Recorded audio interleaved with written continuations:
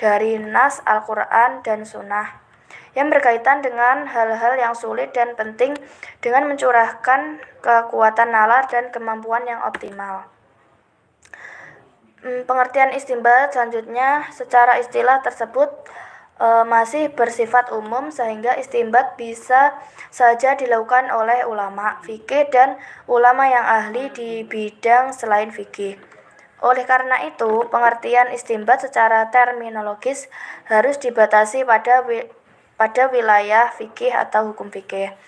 Dengan adanya pembatasan pada wilayah hukum Islam, maka secara ringkas, istinbat adalah upaya untuk menarik hukum dari nas Al-Quran dan Sunnah dengan jalan ijtihad.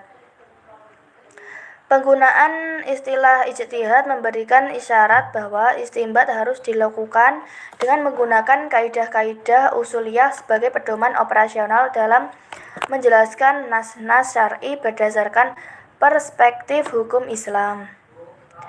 Secara garis besar, metode dan kaidah yang digunakan untuk melakukan istinbat hukum diklasifikasikan menjadi dua, yaitu melalui pendekatan kebahasaan atau turuk lafdiyah dan pendekatan makna atau ruh nas atau turuk maknawiyah atau maqasid syariah. Dalam istinbat hukum dengan pendekatan kebahasaan, hal pertama yang mendapat perhatian dari para ulama usul fikih adalah pengertian lafadz dalam kaitannya dengan posisi lafadz di dalam kalimat.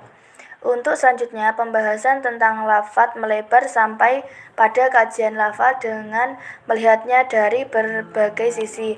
Oleh karena itu, ulama usul fikih pada periode klasik telah membahas tentang keberadaan lafadz dan maknanya secara panjang lebar dan dalam kitab-kitab mereka. Menurut An-Nashimi, mengklasifikasikan kajian tentang lafadz dan maknanya dalam 4 kategori. 1. Lafadz dilihat dari sisi makna yang diciptakan atau cakupannya. Kategori ini meliputi am, khas, dan mustarak.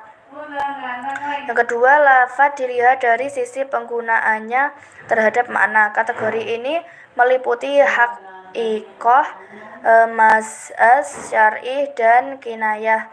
Yang ketiga, lafadz dilihat dari sisi kejelasan dan tidaknya dalam menunjukkan makna. Kategori ini meliputi 2 kelompok, yaitu yang pertama, wadih adalah atau lafadz yang jelas maknanya, yang meliputi yaitu zahir, nas, mufassar, dan muhkam. Dan yang ketiga, ghair wadil ad-dalalah atau lafadz yang tidak jelas maknanya, yang meliputi kafi, muskil, mujmal, dan mutasyabih. Lafadz dilihat dari sisi cara pengungkapannya terhadap makna. Kategori ini meliputi ibarah an-nas, isyarah an-nas, dalalah an-nas, dan ijtidah an-nas.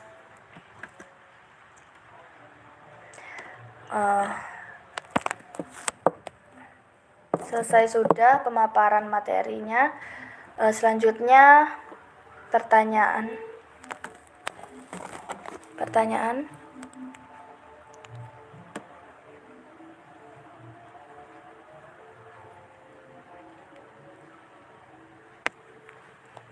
Selanjutnya adalah sesi tanya jawab.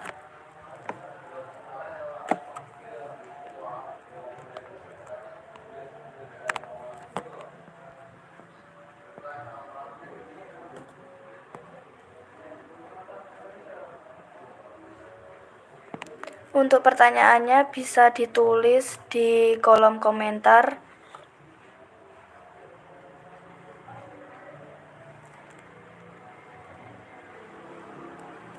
Saya akhiri presentasi dari saya. Apabila ada kurang lebihnya mohon maaf.